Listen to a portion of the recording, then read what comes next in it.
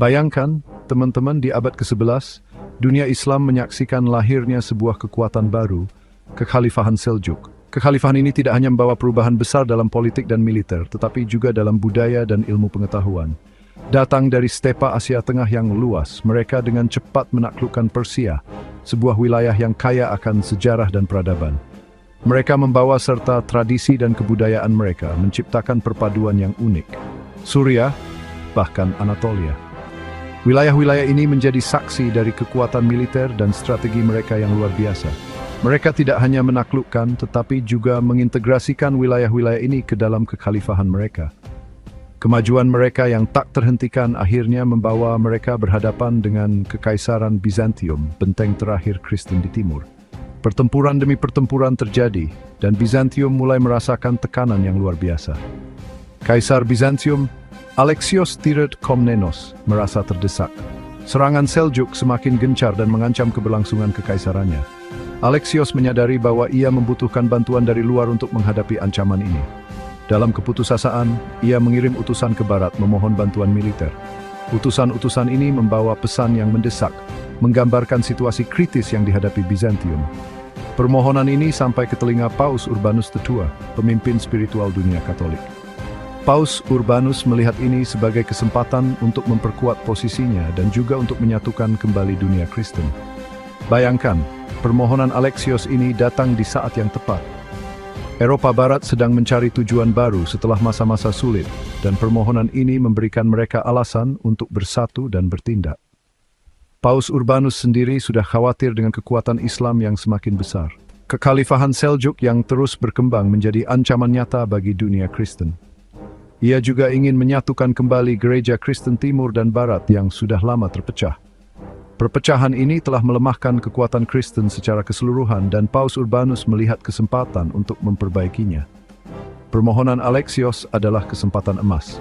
Ini adalah momen yang bisa mengubah arah sejarah, menyatukan kembali dunia Kristen, dan menghadapi ancaman dari timur.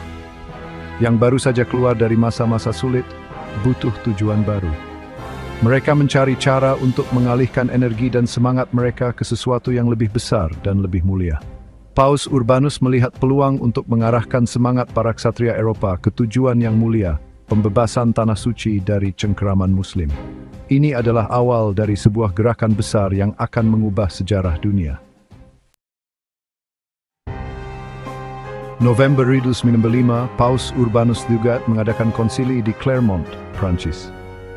Bayangkan kerumunan besar, para uskup, bangsawan, rakyat jelata, semua menanti dengan tegang. Di hadapan mereka, Paus Urbanus menyampaikan pidato yang akan mengubah jalannya sejarah. Ia melukiskan gambaran mengerikan tentang penderitaan saudara-saudara Kristen di timur di tangan Seljuk. Gereja-gereja dihancurkan, tempat suci dinistakan, peziarah disiksa. Pidato Urbanus membakar emosi massa. Ia menyerukan mereka untuk mengangkat senjata, merebut kembali Yerusalem, membebaskan tanah suci. Deus lo volt, Tuhan menghendakinya, Tuhan menghendakinya, teriak massa yang tergugah. Lahirlah Perang Salib pertama. Urbanus menjanjikan pengampunan dosa bagi mereka yang bergabung dalam perjuangan suci ini. Semangat religius pun berkobar di seluruh Eropa. Terinspirasi oleh khotbah Paus Urbanus II yang menyerukan pembebasan tanah suci dari tangan Muslim, ribuan orang Kristen dari berbagai lapisan masyarakat merasa terpanggil untuk ikut serta dalam misi suci ini. Gelombang pertama orang Kristen, yang dikenal sebagai Perang Salib Rakyat, terdiri dari petani, buruh, dan rakyat miskin yang tidak memiliki pengalaman militer. Mereka berkumpul di berbagai kota di Eropa, dipenuhi semangat dan harapan untuk mencapai Yerusalem. Berangkat ke Tanah Suci pada musim semi-semi 1996, mereka meninggalkan rumah dan keluarga dengan keyakinan bahwa mereka akan mendapatkan keselamatan dan pahala di akhirat. Dipimpin oleh tokoh-tokoh karismatik tapi minim pengalaman militer, seperti Piet Sang Pertapa dan Walter Saint-Sauveur, mereka percaya bahwa Tuhan akan membimbing mereka dalam setiap langkah. Pasukan ini sebagian besar adalah petani, buruh, dan rakyat miskin yang tidak memiliki senjata atau perlengkapan militer yang memadai. Mereka hanya membawa alat-alat pertanian dan senjata seadanya. Semangat agama dan janji keselamatan adalah senjata utama mereka. Mereka percaya bahwa dengan iman yang kuat, mereka akan mampu mengatasi segala rintangan yang menghadang. Mereka berangkat dengan sedikit perbekalan, hanya bermodalkan keyakinan dan doa. Banyak dari mereka yang tidak siap menghadapi perjalanan panjang dan berat yang menanti. Peter Sang Pertapa, seorang pengkhotbah yang berapi-api, telah mengumpulkan banyak pengikut dengan khotbahnya tentang penglihatan dan mukjizat. Ia meyakinkan mereka bahwa Tuhan telah memilih mereka untuk misi suci ini. Sayangnya, kurangnya pelatihan militer, disiplin, dan organisasi membuat perang salib rakyat berakhir tragis. Mereka seringkali tidak mampu menghadapi serangan musuh yang lebih terlatih dan terorganisir. Mereka sering diserang, dilanda kelaparan dan penyakit selama perjalanan. Banyak yang tewas sebelum mencapai tujuan mereka.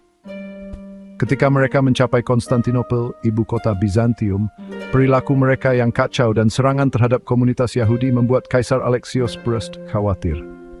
Ia melihat mereka sebagai ancaman bagi stabilitas kerajaannya.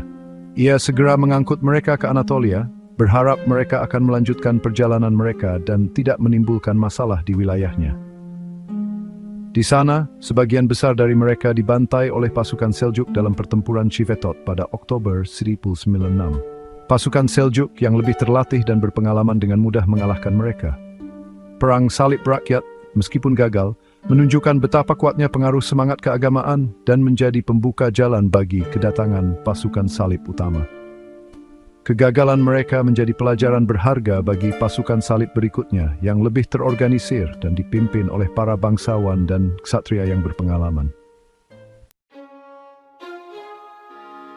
Setelah tragedi Perang Salib Rakyat, pasukan salib utama yang terdiri dari para ksatria berpengalaman dan dipimpin oleh bangsawan-bangsawan kuat Eropa mulai bergerak menuju Tanah Suci. Pasukan ini tidak hanya terdiri dari para ksatria, tetapi juga prajurit infanteri, pemanah, dan berbagai elemen pendukung lainnya. Mereka membawa serta perbekalan yang cukup untuk perjalanan panjang dan persiapan menghadapi pertempuran yang berat. Di antara para pemimpinnya adalah Godfrey dari Bouillon, seorang ksatria yang saleh dan pejuang yang tangguh. Godfrey dikenal karena keberanian dan keteguhannya dalam iman serta kemampuannya memimpin pasukan dalam situasi yang paling sulit sekalipun. Raymond Fort dari Toulouse, seorang pemimpin kaya dan berpengalaman. Raymond membawa serta kekayaannya untuk mendukung logistik pasukan, dan pengalamannya dalam pertempuran membuatnya menjadi salah satu pemimpin yang paling dihormati. Dan Bohemond dari Taranto, seorang pangeran Norman yang cerdik dan ambisius. Bohemond dikenal karena kecerdikannya dalam strategi militer dan ambisinya untuk memperluas wilayah kekuasaannya. Berbeda dengan perang salib rakyat, pasukan ini terorganisir dengan baik, bersenjata lengkap, dan dipimpin oleh para veteran perang. Mereka memiliki struktur komando yang jelas dan disiplin yang ketat, memastikan setiap prajurit tahu perannya dalam pertempuran. Mereka bergerak melintasi Eropa, mengumpulkan lebih banyak pasukan dan perbekalan di sepanjang jalan. Setiap kota yang mereka lewati menjadi tempat rekrutmen dan pengumpulan sumber daya, memperkuat pasukan mereka sebelum mencapai tujuan akhir. Kedatangan mereka di Konstantinopel pada akhir 1096 disambut dengan campuran harapan dan kekhawatiran oleh Kaisar Alexios I. Kaisar melihat potensi besar dalam pasukan salib ini untuk membantu melawan ancaman eksternal, tetapi juga menyadari risiko yang mereka bawa. Di satu sisi, ia membutuhkan bantuan mereka melawan Seljuk. Pasukan Seljuk telah menjadi ancaman konstan bagi Kekaisaran Bizantium, dan bantuan dari pasukan salib bisa menjadi penentu dalam pertempuran. Di sisi lain, ia khawatir dengan ambisi mereka dan potensi ancaman terhadap Kekaisaran Bizantium. Kaisar Alexios I harus berhati-hati dalam berurusan dengan para pemimpin salib, memastikan bahwa aliansi ini tidak berbalik merugikan kekaisarannya. Setelah negosiasi yang alot, para pemimpin salib bersumpah setia kepada Alexios dan berjanji untuk mengembalikan wilayah-wilayah Bizantium yang hilang dengan imbalan dukungannya. Perjanjian ini menjadi dasar bagi kerjasama mereka, meskipun ketegangan dan ketidakpercayaan tetap ada di antara kedua belah pihak. Target pertama pasukan salib adalah Nikaea, kota strategis di Anatolia Barat Laut yang telah jatuh ke tangan Seljuk. Pengepungan Nikaea dimulai pada Mei 1077 dan berlangsung selama 6 minggu. Pasukan salib, meskipun kalah jumlah, memiliki persenjataan dan taktik yang lebih unggul. Mereka menggunakan mesin-mesin pengepungan untuk menghancurkan tembok kota, sementara pemanah dan pasukan berkuda mereka menyerang para pembela dari kejauhan. Pengepungan ini juga menunjukkan kerjasama yang mulai terjalin antara pasukan salib dan Bizantium. Meskipun ada keberatan dari para pemimpin salib, Alexios I diam-diam menegosiasikan penyerahan kota kepada jenderalnya yang memasuki Nikaya di bawah panji Bizantium. Jatuhnya Nikaya adalah kemenangan besar bagi pasukan salib. Semangat mereka terangkat dan Seljuk melemah. Namun tindakan Alexios menimbulkan rasa kesal di antara beberapa pemimpin salib. Mereka merasa ditipu. Peristiwa ini juga menabur benih ketidakpercayaan antara pasukan salib dan Bizantium yang akan berakibat fatal di kemudian hari.